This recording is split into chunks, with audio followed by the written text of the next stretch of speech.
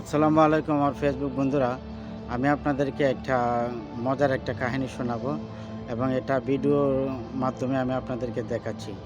যে আপনারা দেখতে পাচ্ছেন আমার ক্যামেরার পিছনে এখানে অসংখ্য তালা ঝুলানো হয়েছে। এই তালাগুলো ঝুলানোর পিছনে একটা মজার একটা কাহিনী রয়েছে।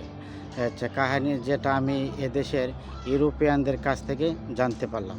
তো বিষয়টা হলো, আজ থেকে প্রায় ৬০-৭০ বছর আগে এই দেশের একটা ছেলে একটা মেয়েকে পছন্দ করত। যার ফলে ছেলেটা মেয়েটাকে প্রেমের প্রস্তাব দেয়। কিন্তু মেয়েটা তার প্রেমের প্রস্তাব কী করে প্রত্যাখ্যান করে।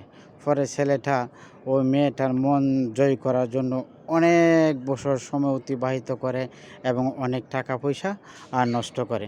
পরে দেখা গেল যে কয়েক বছর পরে দেখা গেল যে ঠিক এই জায়গাটাতে এসে মেয়েটা ছেলেটাকে ফুল দিয়ে বরণ করে নেয়। পরে তারা একে অপরের জীবনসঙ্গী হিসাবে লাভ করে। সেই জন্য এই জায়গাটার নাম দেওয়া হয়েছে লাভিং ইন্টারেস্টিং প্লেস। এখন এখানে কেন অসংখ্য থালা ঝোলানো হয়েছে, এর পিছনে কাহিনীটা আমি আপনাদেরকে বলতেছি। তো বিষয়টা হলো, আজকাল যে ইউরোপের যে ইয়ং জেনারেশন ছেলে অথবা মেয়ে রয়েছে, যারা স্কুল কলেজে পড়াশোনা করে বা অফিস আদালতে চাকরি করে, যারা একজন একজনকে পছন্দ করে কিন্তু তাদের রিলেশনটা সঠিকভাবে হচ্ছে না, ব্যাকআপের দিকে চলে যাচ্ছে।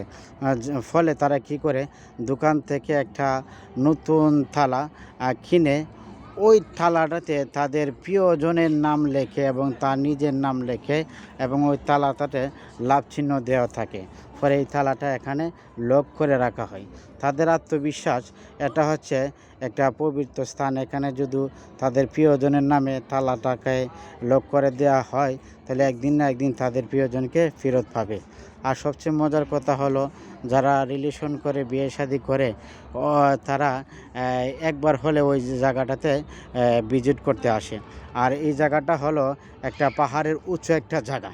দেখছেন, আপনারা দেখতে পাচ্ছেন, এই বাড়িঘরগুলো দেখতে পাচ্ছেন, এটা হচ্ছে পাহাড়ের নিচে। যাই হোক, এটা ছিল ওই জায়গার মূল একটা ইতিহাস। দর্শক বন্ধুরা, আমার এই ভিডিওটা যদি আপনাদের কাছে ভালো লেগে থাকে তো অবশ্যই লাইক কমেন্ট করবেন এবং আমার একটা নতুন একটা ইউটিউব চ্যানেল আছে, ওই চ্যানেলটাকে আপনারা সাবস্ক্রাইব করবেন, যাতে আমি ইউরোপের বিভিন্ন দেশের সুন্দর সুন্দর ভিডিও আপনাদেরকে উপহার দিতে পারি। আপনারা ভালো থাকেন, সুস্থ থাকেন, আর আমার জন্য দোয়া করবেন। আমিও কিন্তু আপনাদের জন্য দোয়া করব। আল্লাহ হাফেজ।